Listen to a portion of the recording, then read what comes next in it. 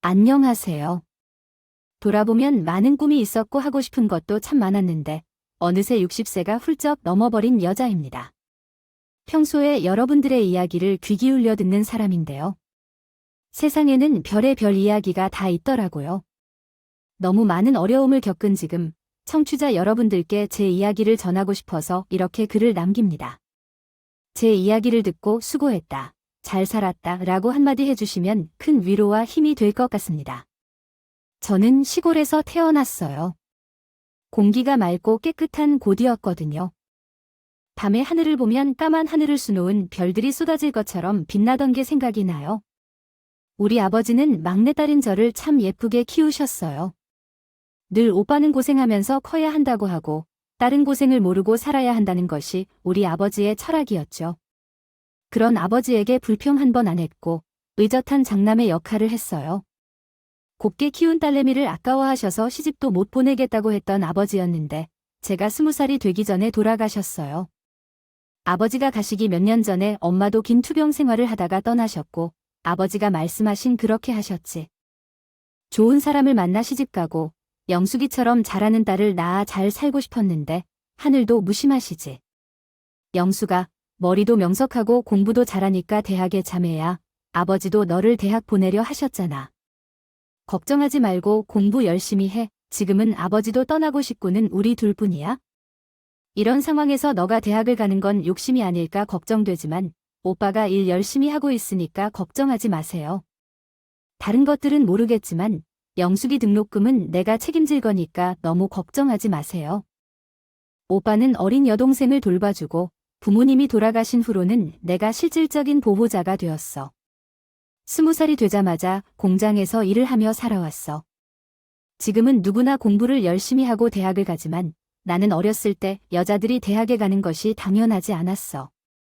우리 가정에서는 아들이 아닌 내가 대학에 다녔었어. 이런 배경 때문에 오빠에게 부담을 주고 싶지 않아서 독한 공부를 했고 장학금을 받으며 대학에 다녔어. 영숙아, 요즘 대학 분위기가 흉흉하긴 하지만 딴 고민들은 접고 공부에 집중해. 그러나 배움은 행동으로 나타나야 한다고 생각해. 내가 늘 깨어 있어야 하는 이유는 문제인데 언론에서 잘 알릴 순 없겠지만 지위가 낮은 사람은 쉽게 경솔한 짓을 하다가 가끔 적발될 수도 있어. 집에 가지 못할 정도로 심각해지면 오빠가 정말 살 수 없을 것 같아. 내가 잘못되면 나중에 아버지를 어떻게 만날 수 있겠어? 오빠는 그저 제 걱정만 하던 것 같아요.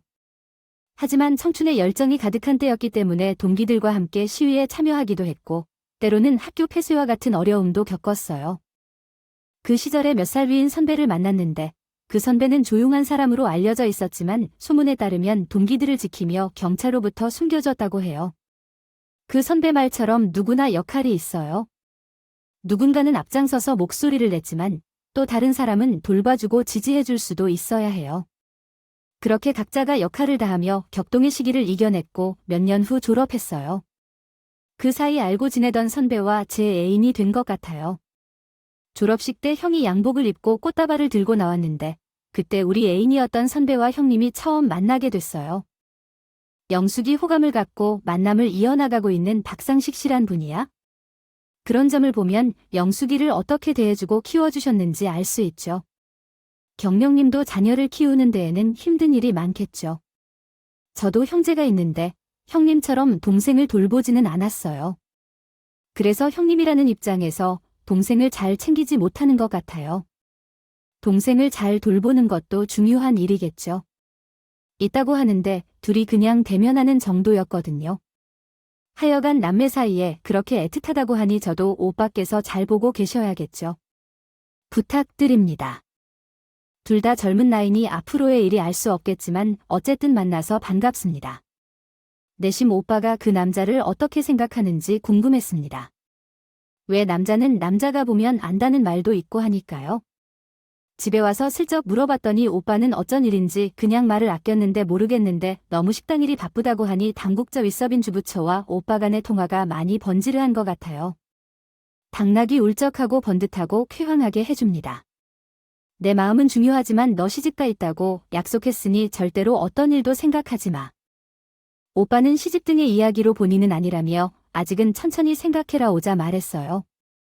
친구는 벌써 참으로 졸업했으니 공부가 안 되고 바쁘게 사는 현실이 있어 천천히 생각해라 돋보인다. 당시 그쪽 어깨가 전망이 밝았습니다. 국내 개발 건물의 도구짓을 살리고 있었으나 때뜻 도창이 얇아진 커서 한국 기업이 해외로 많이 진출하였고 그때였습니다. 저도 곧 취업을 하였습니다. 제조단으로 살았던 오빠는 결혼을 했네요. 오빠는 우성일을 하거나 먹거리씨가 있었는데 욜케 천어가 식당에서 일을 하면서 눈이 나불려서 된 일일지도 모르겠습니다. 식당에서 일을 하는 올케 언니는 참 잘생겨요. 저의 가족은 정말 따뜻하고 행복한 이야기를 가지고 있습니다. 어릴 적에 부모님이 일찍 돌아가셔서 형제끼리 의지하고 살아야 했는데 오빠와 언니가 착한 마음으로 저를 돌봐주었어요. 특히 오빠는 저를 자신의 자식처럼 여겨주고 키워주었기 때문에 올키 언니도 저를 사랑해주었어요. 오빠와 언니는 부지런하게 살며 서로를 아껴주고 사랑해줬어요. 언니는 작은 일상용품이나 옷을 선물해주면서 더 행복하게 해주었죠. 오빠와 언니 사이에는 아들이 태어나서 제가 조카가 생겼어요. 처음에는 아이들에 큰 관심이 없었지만 조카가 태어나면서 더 자주 가족들을 방문하게 되었어요. 그러던 중 만나고 있던 선배와의 연애가 이어지면서 결혼을 하기로 했는데 오빠는 예상보다 연애가 길어져서 결혼을 권유했어요. 저희 가족은 사랑과 이해로 이어진 행복한 가정을 이루고 있습니다. 4년 동안 잘 만나보니까 두 사람은 잘 맞는 것 같아. 그래도 남자 쪽에서 결혼하자는 말이 없어. 너도 벌써 20대 후반이잖아. 조금만 더 지나면 노처녀가 될 거니까. 그렇게 오랜 시간을 사귀고 결혼을 하기로 정해놓고 헤어진다면 너가 손해야. 남자는 나이가 많아도 결혼을 할 수 있지만 여자는 그런 게 아니잖아. 오빠의 말은 그 시대를 생각하면 틀림없는 말이었어. 요즘에는 결혼을 늦게 한다고 하지만 예전엔 20대 후반만 되어도 노처녀라는 소리를 들었거든. 내 남자친구는 일 특성상 출장이 많아서 결혼을 망설였었어. 국내에서도 현장이 정해지면 지방에 자주 다녀가는 편이었거든. 결혼하고 나서 주말에만 남편을 볼 수 있을 것 같아서 외로울 것 같았거든. 그런데 그때 남편이 나를 안심시키며 나 믿어. 외롭게 하지 않을게. 이제 결혼하는 우리가 가정을 이루는 거니까. 나는 가장이고 가장이니까 열심히 살 테니까 라고 말했어.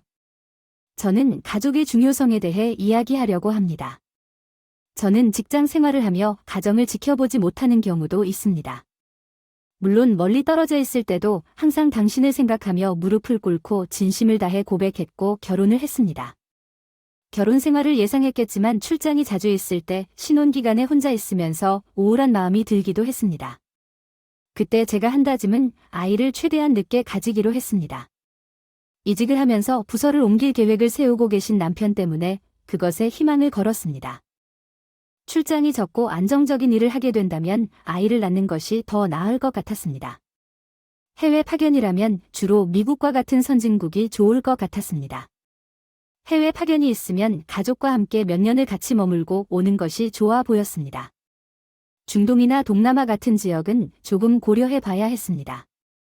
새로운 경험을 위해 해외에 나가면 어떨까요? 그러나 아이를 낳는 것은 천천히 하기로 하면서 이야기를 나누었습니다. 출장이 많은 상황에서 아이를 낳고 혼자 있으면 힘들 것 같았습니다.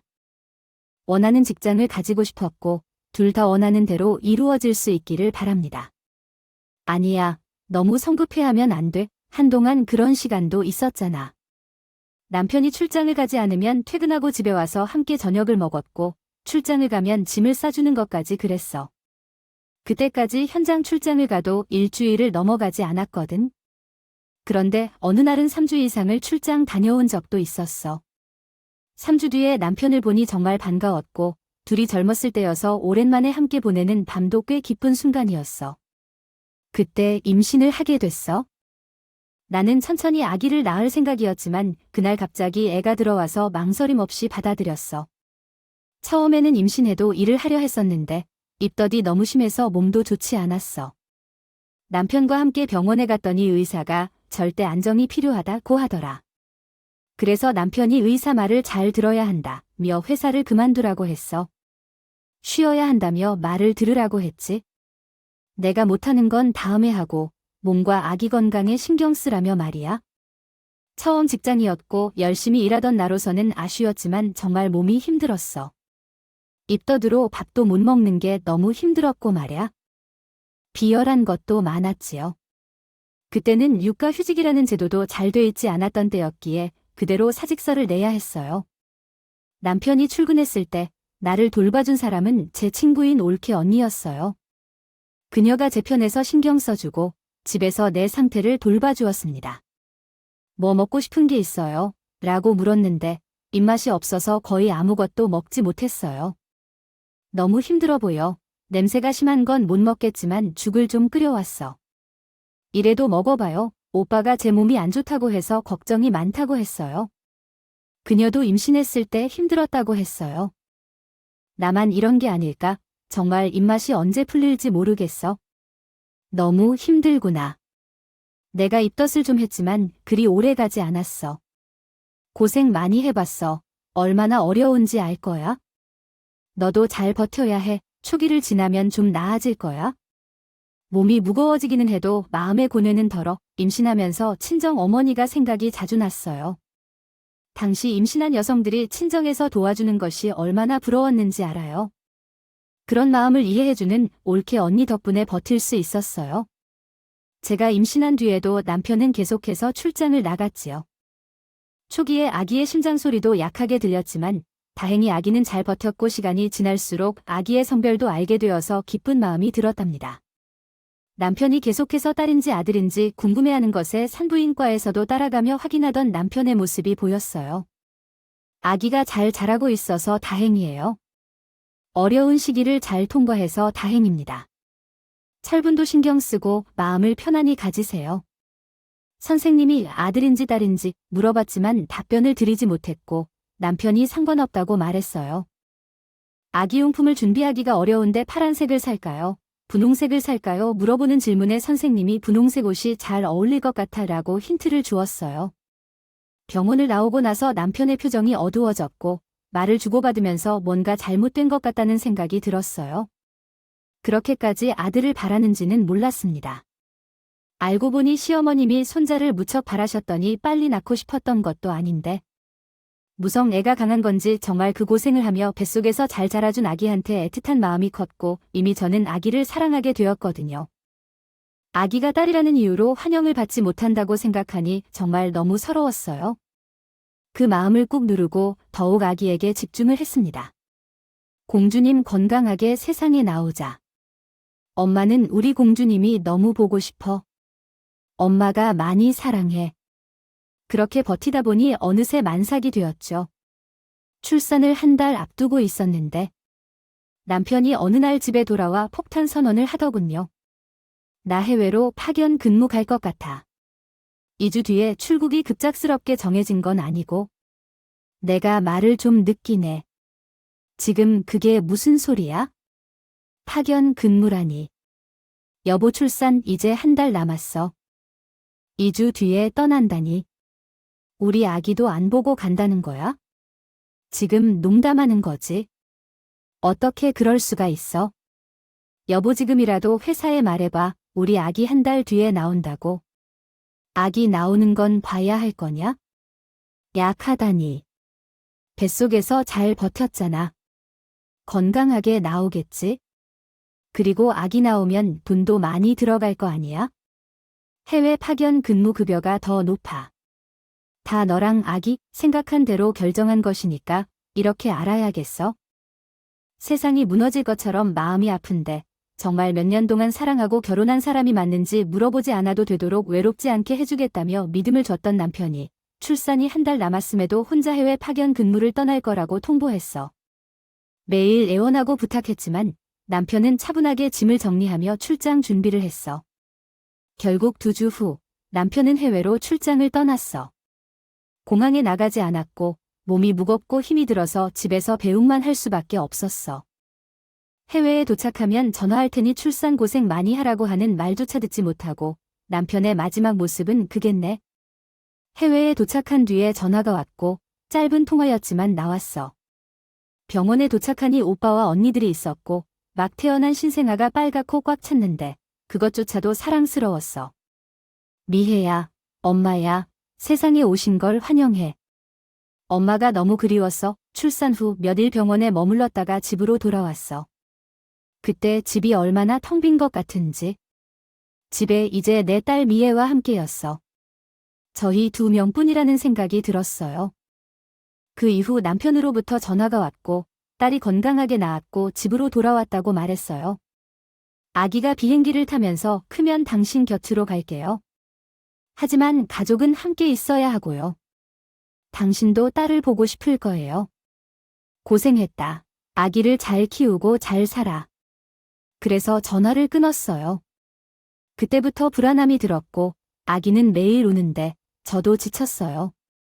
남편과 연락이 끊겼죠. 출산 후 몸도 제대로 쉬지 못하고 정말 힘들었어요. 그 상황에서 아기를 옳기 언니에게 맡기고 남편의 회사를 찾았어요. 박성식 씨? 그분은 이미 퇴사했어요. 아내분은 모르고 계셨던 것 같아요. 회사에서는 해외 파견으로 간 것 같았지만 사실은 해외에 있어요. 국제 전화도 했는데 어디에 있는지 모르겠어요. 회사에서 파견한 적은 없어요. 남편이 어디로 갔는지 알려준 적이 없어서 경찰에 신고했더니 한 달 후에 경찰서로부터 소식을 들었어요. 남편이 미국으로 떠나버린 사실을 알게 되었을 때 나는 충격을 받았다. 그는 동남아시아 어딘가로 출장을 간다고 했지만 실제로는 미국으로 떠나버렸다. 나와 우리 아이를 갖고 그냥 떠나갔다. 정말 어떻게 그럴 수 있을까? 정신이 혼미해진 채 집으로 돌아와서 오빠와 언니에게 안겨 울었다. 이런 일이 어떻게 일어날 수 있는 거지? 우리는 어떻게 이제 살아가지? 가족들은 나를 달래고 친정 오빠는 시어머니를 찾으러 떠났지만 시어머니는 그 집에 없었다.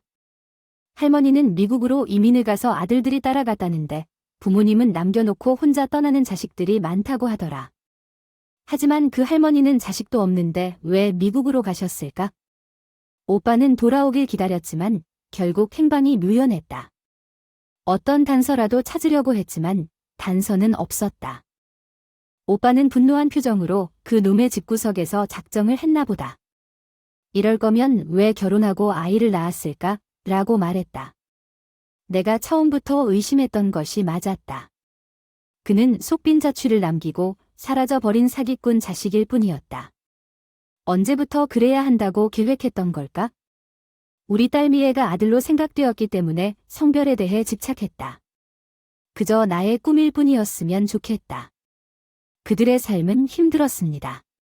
딸이 어렸을 때부터 어머니는 일을 하며 돈을 벌어 생계를 이어가야 했고 고모와 언니의 도움으로 버티어온 것 같습니다. 남편이 떠난 후에는 큰 상처를 입고 트라우마를 안겨받았지만 일상을 이어가며 딸을 키워왔습니다.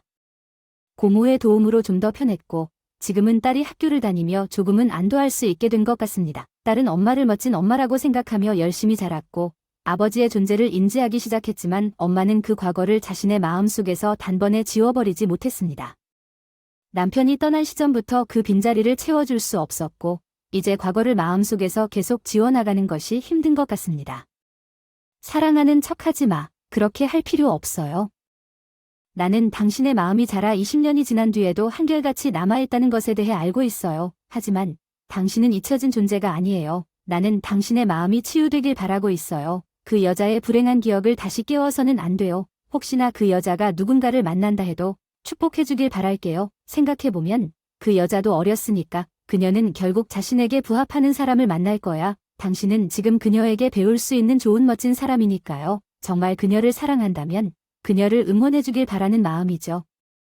그 여자는 당신처럼 행복하고 사랑의 가치를 알고 있길 바란답니다. 그래서 그 여자가 만난 사람이 그녀를 속이는 사람이 아니기를 바라는 마음이에요. 내가 그 여자라면 당신처럼 스스로에게 충실한 사람을 만날 것이라고 믿어요. 생각해보세요.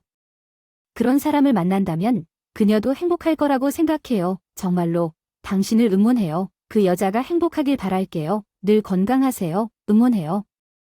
다크한 어둠에 빠져서 만난 사람들이 많지 않았죠. 시대가 변했고 나는 세상의 무지한 것보다도 이 사람, 저 사람을 만나보고 사람을 보는 역량을 키워야 하는 게 맞다고 생각해요. 아마도 이제 성인이 됐겠지만 고모 마음은 이해가 가지만 너무 억압하면 미애한테 더 좋지 않을 것 같아서 나는 미혜와 미대, 고모 걱정하며 하는 말들이죠. 언니 말이 많아요. 우리 미혜는 나처럼 바보같이 살지 않을 거예요. 우리 미혜는 엄마보다 똑똑한데 언니 말처럼 우리 미혜 이제 다 자랐어요. 고마워 옳기 언니, 나에게 말해줘요. 그때 제 소원은 딱 하나였어요. 우리 딸이 엄마처럼 살지 않고 좋은 짝을 만나서 평생 함께 살기였습니다. 어느 날 딸이 출근을 하고 모처럼 집에서 쉬고 있는데 갑자기 증상이 심했어요. 이대로 두면 큰일이 날 것 같아서 옳기 언니에게 전화했고 언니가 집으로 와서는 당장 병원에 가보자고 했어요. 크게 심각한 일이라고 생각은 안 했지만 의사가 여러 가지 검사를 받아봐야 한다며 자궁암 판정을 받았어요. 그간 좀 있었던 통증, 대수롭지 않게 여기고 있었던 것이었죠. 이제 일기 말로 넘어가서 그 진단을 받고 이를 바탕으로 치료를 받아야 한다고 했습니다. 그때부터 저는 치료를 시작했습니다. 고통스러웠지만 딸 때문에 견딜 수 있었어요. 딸이 26살이 되었을 때 결혼하고 싶은 남자가 있다고 했죠. 만나지는 1년 넘게 됐고 그 남자는 제 기분이 깊고 마음씨가 너그럽고 다정한 사람이었어요. 그래서 제가 결혼을 하기로 했습니다. 결혼은 내년 정도에 할 생각이에요.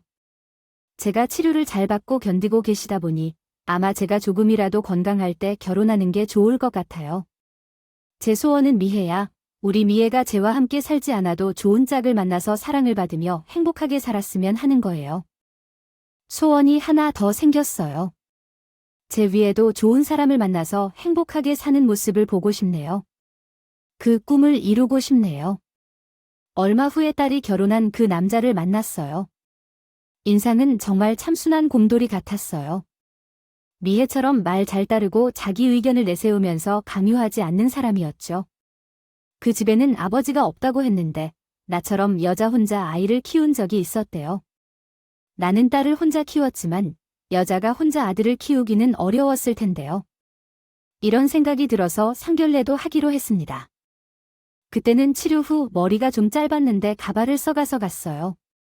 상대편 어머니와 함께. 제 사위와 저는 저희 집을 나갔습니다. 사돈 씨들은 다 계시고 형제들이 나온다면 친정 오빠와 언니들과 함께 나갈 생각이었는데 양아버지와 어머니들이 만나는 것으로 상견례를 하게 되었습니다. 제가 태어난 지 한 달도 안 된 딸을 혼자 키우다 보니 사돈 어른은 고등학생이었을 때 돌아가셨다고 하더군요. 사별을 했다고 하는데 차라리 사별이 낫지 싶습니다. 딸이 아빠 얼굴도 모르고 자란 일이라고 말하는 것이 괜히 어색하여 말하기가 꺼려졌지만 철수에게 들었는데 사부님께서 젊을 때 혼자 살며 미를 키우셨다고 하셨습니다. 아 참, 정말로 고생이 많으셨네요. 미래를 보면 참 밝고 긍정적인데 그런 모습을 예쁘게 본다고 미애가 말했습니다. 미를 훌륭하게 키운 예쁜 딸을 며느리로 맞이하게 된다는 것에 참으로 기쁜 마음이 듭니다. 저도 철수와 같이 믿음직하고 마음씨 착한 청년을 며느리로 맞이하게 되어 기쁘고 마음이 놓딥니다. 다른 것은 아니고 먼저 양해를 구하는 것이 맞다고 생각하여 말씀드리는데 사실 저는 젊어서 혼자 미를 키우다 보니 힘들었습니다. 우리 친정 오빠와 울 언니가 함께 가까이서 어린 미래를 자식처럼 돌봐주었습니다. 결혼식은 한 번뿐인데 우리 미가 신부로 쪽을 걸어가실 때 혼자서 가는 것이 마음에 걸리니 혹시 괜찮으시다면 친정 오빠 미에 함께 가주시겠습니까? 외삼촌과 함께 신부로서 입장해도 좋을까요? 우리 친정 오빠로서 제게는 아버지 같은 존재이기 때문에 그 마음을 이해해 주시겠죠. 사전에 양해를 구했고 친정 오빠에게 이야기를 했습니다. 우리 딸을 자식처럼 생각해 주셨던 만큼 신부로서의 입장을 해주겠다고 했습니다. 또한 언니도 그게 좋다고 했고요. 그에 대한 대신으로 혼인식에서 친정 오빠와 제가 함께 앉는 것은 어색할 것 같아서요. 남매 사이이고 언니도 계시기 때문에 그렇다는 생각이었습니다. 그래서 친정 오빠가 신부로서의 입장을 하시고 혼잣말로 앉기로 결정했습니다. 모든 것을 준비했고 맑고 푸른 가을날에 결혼식을 올렸습니다. 오늘은 하늘이 맑고 맑아서 우리 미의 결혼을 축복해 주는 것 같아 좋은 날이네요. 우리 미와 함께 잘 살 거예요. 사실 떨림으로 잠을 거의 못 잤어요. 사위와 딸이 제와 부인을 위해 한복을 맞추고 제가 친정 오빠에게 양복을 입히고 언니에게도 도와주었죠. 일찍 준비를 하고 식장으로 향했습니다. 신부 대기실에서 미를 보는데 정말 천사같이 아름다운 모습이었어요. 부인과 사진을 찍으며 함께 한 순간들을 소중히 간직했습니다. 딸을 보고 있는데 딸이 저를 붙잡으며 귓속말로 말을 해요. 엄마, 내가 그동안 정신이 없어서 말을 못한 건데 오늘 결혼식 때 처수 씨 아버님은 없잖아요. 근데 오늘 주석에는 다른 분 치대시 참석을 못 들었어요. 우리 집에서도 신부 입장을 위해 외삼촌이 하기로 했고 저쪽도 혼주석에 앉을 만큼 그런 분이 있나 봐요. 식당일 들어서 당황스러웠지만 사진 찍고 나서 정말 바쁘더라고요. 부인과 함께 화촉을 밝히고 주석에 앉았어요. 그때서야 저희 주변에 누가 앉는다는 생각이 들어 고개를 돌려 그쪽을 봤는데 저는 정말 그 자리에서 숨이 멍했어요. 27년 전 저랑 딸을 버리고 떠난 전 남편이 사위 옆 혼주석에 떡하니 앉아 있었거든요. 심장이 쿵쿵 뛰고 손에 땀이 나기 시작했어요. 벌써 식이 시작되었고 신랑이 입장에 이어 신부의 입장 시간이 됐어요. 우리 친정 오빠의 손을 잡고 입장한 우리 딸, 한순간도 놓치고 싶지 않았지만 머릿속은 온통 사위에 앉은 혼주석의 남자의 생각뿐이었어요. 세월이 27년이 지났지만 전 남편의 모습이 여전히 남아있나 봐요. 어떻게 결혼식을 버텼냐고 묻는다면? 식사가 끝난 후 식당을 나오려고 주택에 있던 전 남편이 다가와 말을 걸었는데 내가 의식을 잃고 말아버렸다. 윤영숙 씨 맞아? 27년이 흘렀지만 예전에 배웠던 얼굴이 여전히 남아있었다. 어디에 출몰했는지, 그리고 혼주는 나를 향해선 아니고 사위를 향했다. 27년이나 무책임하게 내가 나를 위해 떠나고 27년이 지나서 뭘 해? 다른 것도 아니고 미의 결혼식에 나타난다면 너는 미의 얼굴 본 적도 없는데 어째서 이렇게 하는 거야? 윤영숙 씨 아니구나? 형수라고?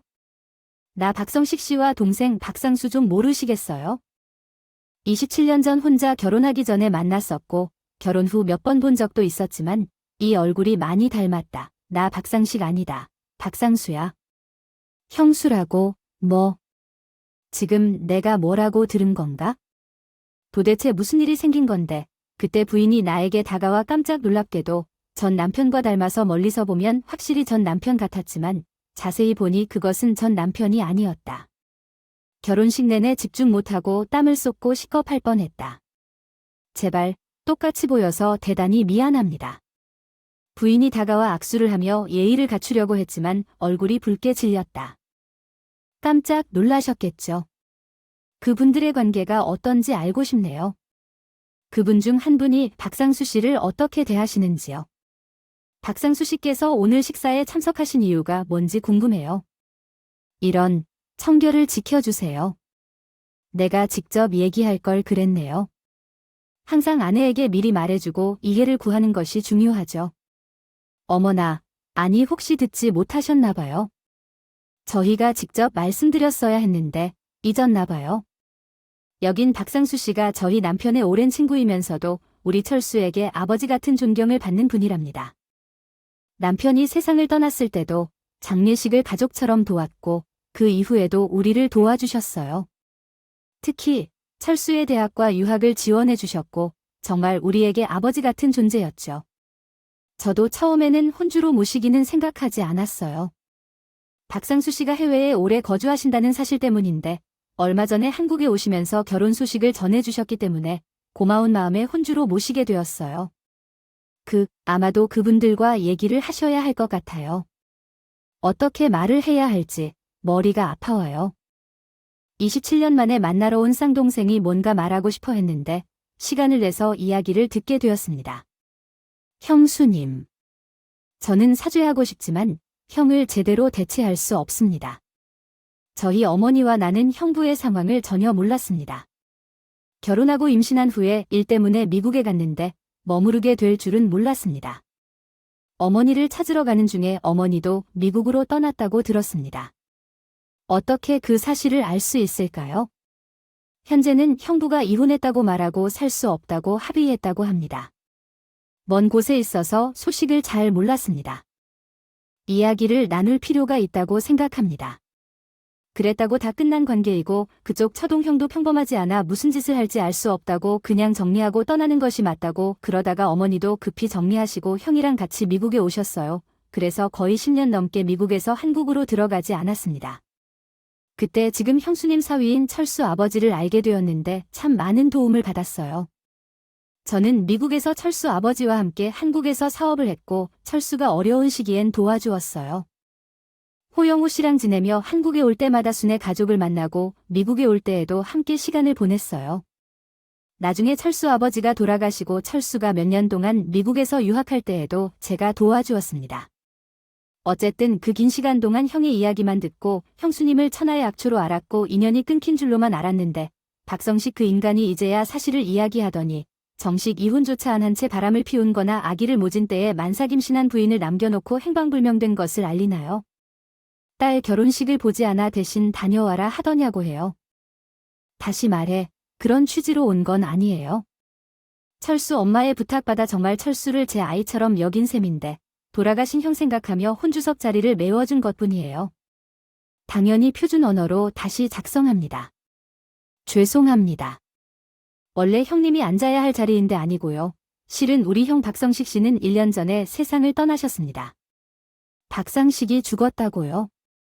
아휴, 그 자식을 버리고 가족 속이고 미국으로 와서 잘 살 것이라 생각했는데 온갖 문제를 일으키기만 한 거려. 사업은 잘 되었지만 형이 손대는 일마다 문제가 생겨서 저도 평생 형 뒤를 맴돌며 살았어요. 미국에서 여성을 만나 결혼했지만 이혼하고 미국에서 양육비도 비싼데 남의 정원을 깎는 등 양육비를 보내고 또 다른 여성을 만나도 버려지고 평생 마음을 못 잡고 그렇게 살았어요.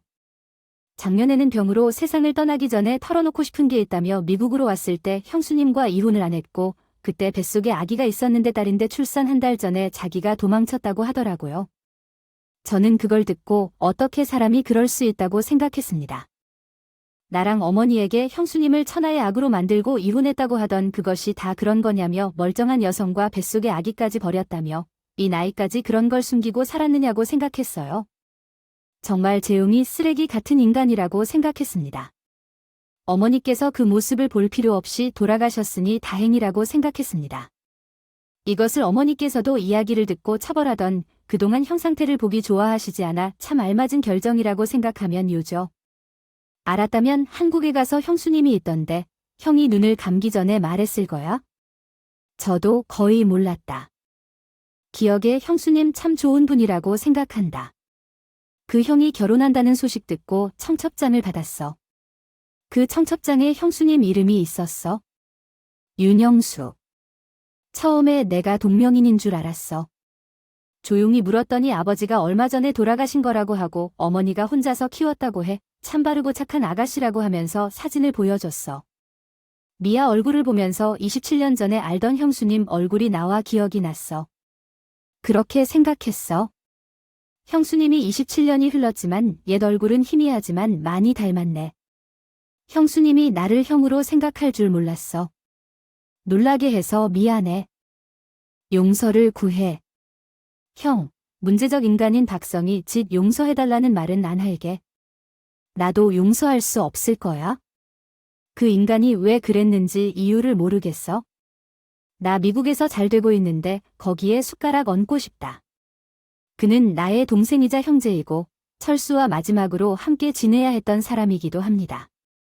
그가 가족과 함께 행복하게 살아가길 바라지만 그의 자신을 용서하는 것은 어려운 일일 것입니다.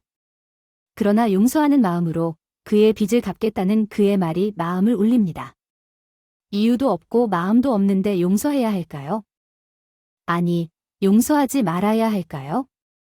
그것은 결정하기 어려운 문제입니다. 없어서요 한 배에서 나온 형제인데 어떻게 결이 다른지 제가 투병 중이었다는 소식을 듣고 예전 동생은 치료를 돕고 싶다고 했습니다. 서울에 있는 큰 대학병원에 잘 아는 의사가 있다며 치료를 받으면 완치할 수 있다고 말했어요.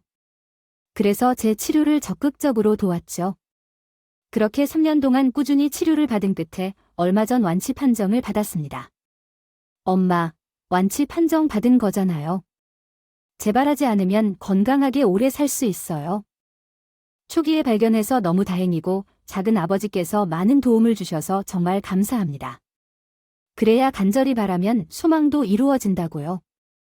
평생 아무 문제 없이 잘 살면 된다고 했지만 사람이 욕심이라 생기니 몸이 안 좋다고 하니 이제 우리 딸이 잘 살 것 같은데 바로 떠난다고 생각을 하면 너무 서러워하고 무서웠어요. 우리 딸 덕분에 엄마가 버틴 것이야. 이제 엄마에겐 바라는 게 없어요. 딸은 정말 훌륭한 사람을 만나 행복하게 살고 있습니다. 그리고 딸이 임신을 했어요. 건강을 회복해서 이제 손주까지 볼 수 있다는 생각을 하니 감사한 마음뿐입니다. 죄는 미워도 사람은 미워하지 말라는 말이 있지만 나는 그게 불가능하다고 생각해요. 어떻게 그 죄를 지은 사람이 애정하지 않을 수가 있겠어요? 아직까지도 그 오랜 시간 전에 나와 딸을 버리고 사라진 그 사람을 생각하면 끔찍해요. 그러나 그 사람의 동생, 한때는 내 처음부터 도래했던 그가 오랜 세월을 지내며 다시 딸과 나 자신을 통해 연락을 속삭였고 실상은 자신이 짊어져야 할 책임을 다해왔기 때문에 이제는 더 이상 원망하지 않으려고 합니다.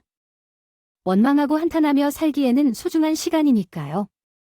60을 넘어서 저는 과거와 최근의 일들을 털어놓았습니다.